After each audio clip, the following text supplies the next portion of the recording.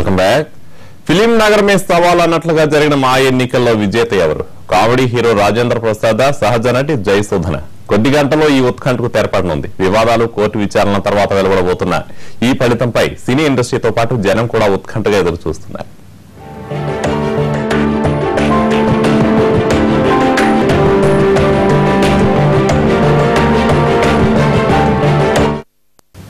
మా అధ్యక్ష ఎన్నికల కౌంటింగ్ కి సంబంధించిన పూర్తి వివరాలు మా ప్రతినిధి రాజు అందిస్తారు. రాజు, కౌంటింగ్ ఎన్ని గంటలకు ప్రారంభం కానుంది? రిజల్ట్ వచ్చేసరికి ఎంత సమయం పట్టొచ్చు?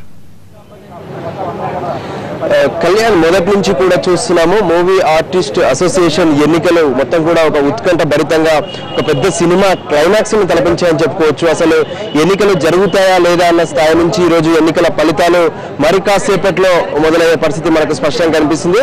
ప్రస్తుతానికి మనం చూసినట్లయితే ఏదైతే మార్చి 29న మా అసోసియేషన్ కు ఎన్నికలు జరిగాయి. ప్రధానంగా ఈ ఎన్నికల్లో జయసుధ ప్యానెల్ తో పాటు మరోవైపు ఏదైతే సినిమాల్లో గత కొంతకాలంగా సీనియర్ నటుడుగా ఉన్నటువంటి రాజేంద్ర ప్రసాద్, వీళ్ళిద్దరూ కూడా పోటీ పడుతున్నారు.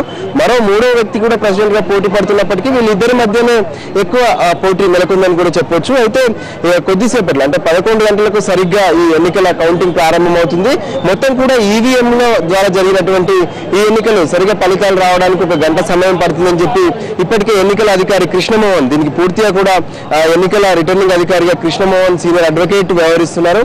ఆయన చెప్పినటువంటి వివరాల ప్రకారం సరిగ్గా గంటలోపు ఎన్నికల ఫలితాలు వస్తాయని చెప్తున్నారు. అయితే పూర్తిగా కూడా మొదటి నుంచి మనం ఈ మా అసోసియేషన్ ఎన్నికలను చూసినట్లయితే ఏదైతే అసలు ఎన్నికల నోటిఫికేషన్ వచ్చిన రోజు నుంచి కూడా మొత్తం మాలో గతంలో పూర్తిగా అధ్యక్ష పదవులు అనేవి పూర్తిగా వ్యక్తిగతంగా కాకుండా అందరూ కలిసి ఏకగ్రీవంగా ఎన్నుకున్నటువంటి పరిస్థితి. కానీ ఈసారి చీలిపోయారు, ఎవరికి వాళ్ళు చీలిపోయినటువంటి పరిస్థితి. 2 ప్యానెల్ గా ఏర్పడ్డారు. ఒకవైపు జయసుధ ప్యానెల్, మరోవైపు రాజేంద్ర ప్రసాద్ ప్యానెల్ ఒకరికొకరు పోటీగా పెద్ద ఎత్తున ఎన్నికల ప్రచారం నిర్వహించుకున్నటువంటి పరిస్థితి. ఒకరిపై ఒకరు పెద్ద ఎత్తున ఆరోపణలు చేసుకున్నటువంటి పరిస్థితి. ఈ నేపథ్యంలో ఎవరు గెలుస్తారనేది కూడా కొంత వాళ్ళంతా ఉత్కంఠ భరితంగా ఎదురు చూస్తున్నారు.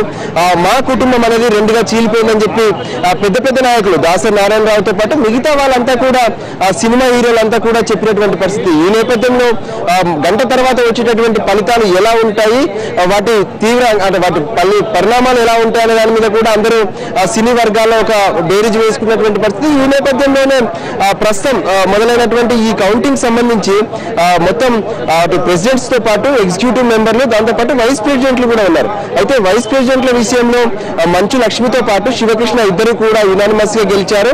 ఇక మిగతా వాళ్ళందరి ఫలితాలు రావాల్సి ఉంది. వాళ్ళంతా కూడా తమకు సంబంధించినటువంటి ఫలితాలు ఏ విధంగా ఉండబోతున్నాయని, కానీ ఇప్పటి వరకు దీనికి సంబంధించి ఏ ఒక్కరు కూడా పోటీ చేసినటువంటి ఎవరు కూడా ఇక్కడికి చేరుకోలేదని చెప్పుకోవచ్చు. కొంత 11 తర్వాత ఇక్కడికి సినిమాకి సంబంధించినటువంటి ఎన్నికల్లో పోటీ చేసిన వాళ్ళు కావచ్చు, ఓట్లు వేసిన వాళ్ళు కావచ్చు, ఇక్కడికి వచ్చే అవకాశం ఉంది.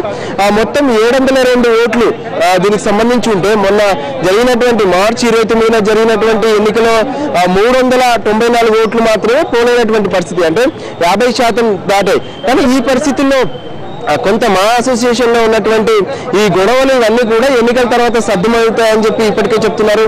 మురళీమోహన్ కావచ్చు, నాయబాబు కావచ్చు, వీళ్ళందరూ కూడా మాలో ఉన్నటువంటి అందరినీ ఏకం కావాలని చెప్పుకుంటూ వస్తున్నటువంటి పరిస్థితి. అయితే ఎవరు గెలిచినా సరే అందరం ఖచ్చితంగా ఒకే తాటిపై నిలుస్తాము, పేద కళాకారులు ఎవరైతున్నారో వాళ్ళ కోసం ఖచ్చితంగా పనిచేస్తామని చెప్తున్నారు. ఇదంతా కూడా ఒక ఉత్కంఠ భరితంగా ఎదురు చూస్తున్నటువంటి పరిస్థితి. మొత్తానికి ప్రస్తుతం జరుగుతున్నటువంటి ఎన్నికల కౌంటింగ్ మాత్రం ఎవరు గెలుస్తారు ఏంది అనేది మొత్తం ఎవరి కాళ్ళు అంచనాలు వేసుకుంటున్నా.